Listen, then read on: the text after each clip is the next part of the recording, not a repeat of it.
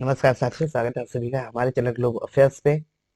जैसा कि आप न्यूज देख सकते हैं, जो कि हैकर्स ने 200 करोड़ रुपए क्रिप्टो करेंसी के रूप में डिमांड की है दिल्ली एम्स से, जैसे कि न्यूज काफी वायरल हुई है। और मैं, अगर आप नहीं भी जानते तो बता दूं, दिल्ली एम्स जो है उस पर जो है हैकर्स ने वहाँ की जो सर्वर है उसे हैक कर लिया है।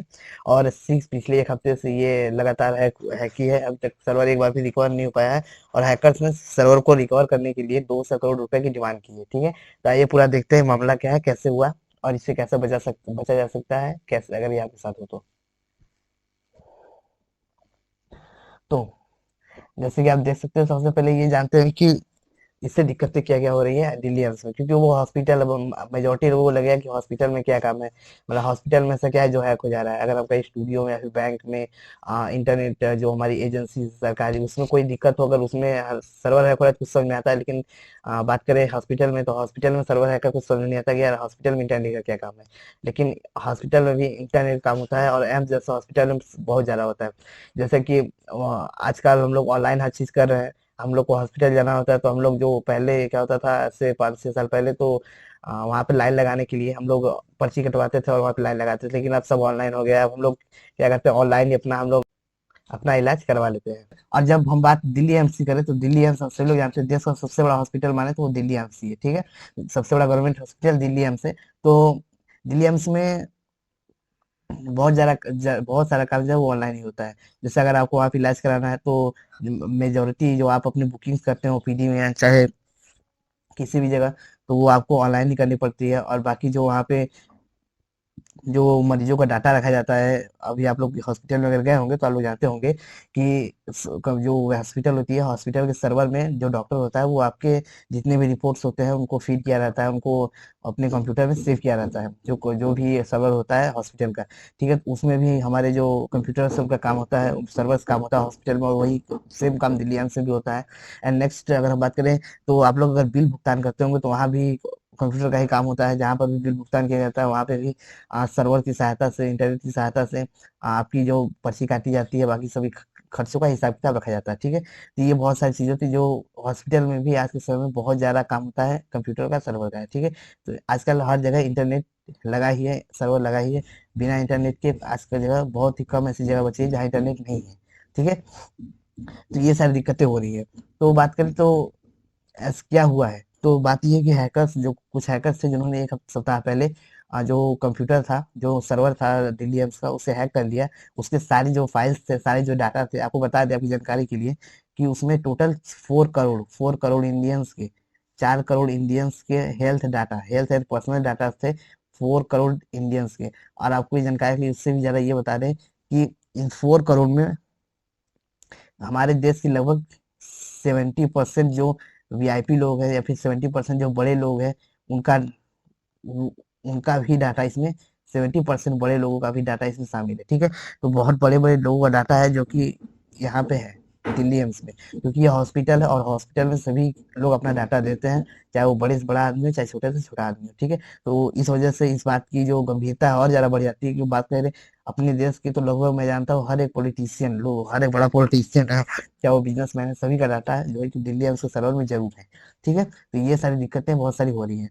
तो बात करें कि अब इसको, इसके लिए किया क्या जा सकता है। और एक और न्यूज है कि क्या जो भारत सरकार है, जो दिल्ली एम्स है, वो क्या 200 करोड़ रुपए देगी अपना जो सर्वर है उससे छुड़ाने के लिए, या फिर सरकार क्या कर रही है। तो ऐसे मामलों में सरकार के पास भी अपनी एजेंसी है, सरकार के पास भी अपनी एजेंसी है जो कि इसमें सुरक्षा प्रदान करती है। अगर सर्वर हैक हो जाए तो उसे रिकवर कराने में मदद करती है। तो सरकार भी अपना काम कर रही है, सरकारी एजेंसियां भी, एनआईसी भी अपना काम कर रही है। एनआईसी भी एक संस्था है भारत की, वो भी अपना काम कर रही है। लेकिन जो काम है वो होता हुआ नहीं दिख रहा है, क्योंकि जो साइबर अटैक हुआ है वो बहुत ही जबरदस्त तरीके से किया गया है।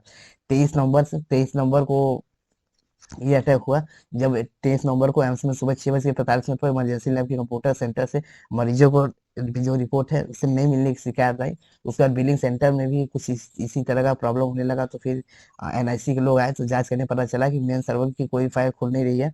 और जब लोगों ने बैकअप करने का प्रयास किया, यानी जो सारी फाइलें थी वो डिलीट हो गई थी, और बैकअप करने का प्रयास किया तो भी बैकअप नहीं हो पा रहा था। इस बारे में पता चला कि एनआईसी ने और ज्यादा जांच की, तो बाद में पता चला कि जो सर्वर वो पूरी तरीके से हैक हो चुका है। तो इस मामले में जो कई लोगों को निलंबित भी किया गया है कि वो लोग ध्यान नहीं दे रहे थे, मतलब कि जो सर्वर हैक हो कई दिनों से, मतलब कि डाटा लीकेज प्रॉब्लम आ रही थी, लेकिन उतना उस पर कोई ध्यान नहीं दे रहा था। ठीक है, तो ये जो हैक होता है रैंसमवेयर एक नाम का वायरस होता है। ये एक रैंसमवेयर ये वायरस बनाया गया है। और आप चाहे तो इसको गूगल करके देख सकते हैं, आपको और इसमें और ज्यादा जानकारी मिल जाएगी।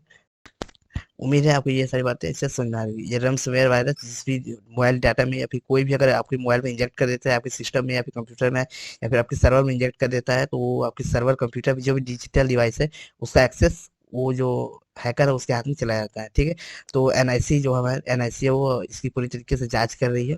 ठीक है, और इससे रिकवर कराने का जो हमारे व्हाइट हैट हैकर्स है जो कि सरकार के लिए काम करते हैं वो भी पूरी तरीके से प्रयास कर रहे हैं।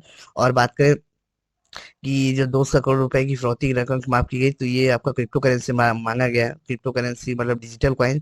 अब आजकल इतना बहुत ज्यादा क्रेज है, बहुत कम ही लोग हैं जिसके बारे में शायद नहीं जानते होंगे।